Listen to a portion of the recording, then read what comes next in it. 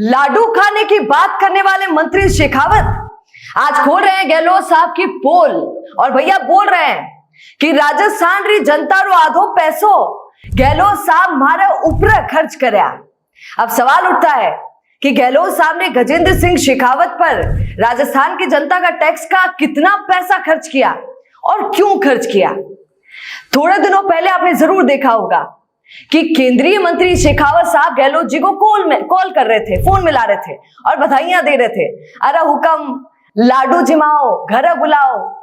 सही कहा है किसी महान पुरुष ने कि नेताजी की नेतागिरी भाई साहब समझ ना आवे, कभी करे जीवणो तो कभी लाठी चलावे। कल तक लड्डू खाने जाने वाले शेखावत साहब आज गहलोत पर तंज कस रहे हैं। आज शेखावत मंच से अशोक गहलोत के काले चिट्ठे खोल रहे थे, बोल रहे हैं कि गहलोत साहब ने मुझे जेल भिजवाने के लिए खूब जद्दोजहद की, खूब मेहनत की, खूब पसीना बहाया। गहलोत साहब की तो आदत है रास्ते के कांटे को निकालने का सबसे आसान तरीका उस पर मुकदमा चलाओ, उसे फंसाओ और जेल भेजो। शेखावत ने कहा कि गहलोत साहब ने मुझे फंसाने के लिए राजस्थान की जनता का 42 करोड़ रुपया सिर्फ मेरे खिलाफ लड़ने वाले वकीलों को बांट दिया।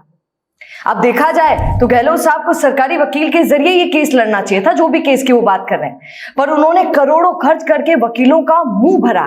अब सोचिए, शेखावत को अंदर डालने के लिए अशोक गहलोत ने यह सब किया।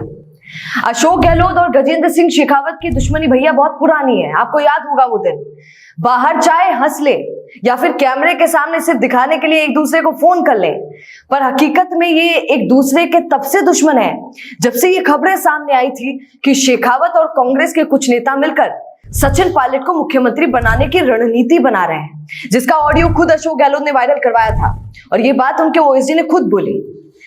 पर इस पूरी खबर को देखकर इंतजार इस बात का रहेगा कि गजेंद्र सिंह शेखावत के इस बयान का जवाब अशोक गहलोत किस तरीके से, किस अंदाज में देंगे, और भैया देंगे भी या फिर नहीं।